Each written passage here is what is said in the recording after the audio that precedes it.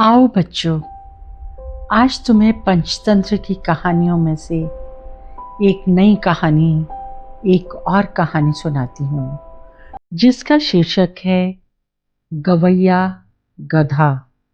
मजा आया ना शीर्षक सुनकर? जो सुनाती हूँ कहानी, ध्यान से सुनना। एक धोबी के पास एक बूढ़ा सा मरियल सा गधा था। गधा रोज सवेरे मैले कपड़ों की गठरी लेकर घाट जाता और शाम को धुले कपड़ों को लादकर घर लाता था। रात होने पर उसे घूमने की छुट्टी मिल जाती थी। एक बार घूमते फिरते उसकी मुलाकात एक गीदड़ से हो गई और वो दोनों दोस्त बन गए। गीदड़ और गधा दोनों भोजन की तलाश में अब साथ साथ घूमते थे। इसी तरह घूमते फिरते वे एक पके खीरों के खेत में जा पहुंचे और पेट भर कर खीरे खाए। दूसरी रात वो फिर वहीं गए और जी भर कर खीरे खाए। अब तो उनके मजे हो गए थे और रोज ही खीरों की दावत उड़ने लगी थी। खीरे खा खाकर मरियल गधा खूब मोटा ताजा हो गया। एक रात भर पेट खीरे खाने के बाद गधा मौज में आकर गीदड़ से बोला, भतीजे देखो, आसमान की ओर देखो, चांद कैसे चमक रहा है। आह, कैसी सुहावनी रात है। मेरा मन तो गाने को कर रहा है। गीदड़ बोला, अरे कहीं गाने ही न लगना। खेत के रखवालों ने सुन लिया तो बैठे बिठाए आफत गले आ पड़ेगी।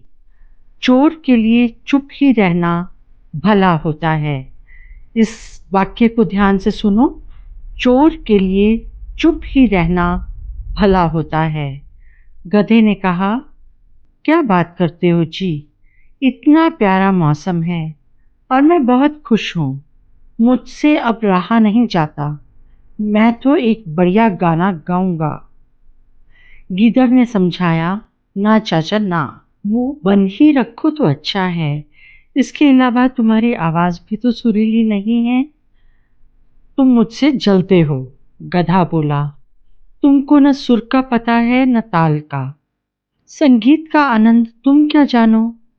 गीदड़ ने कहा, यह तो खैर ठीक है, लेकिन इस संगीत का आनंद केवल तुमको ही आएगा।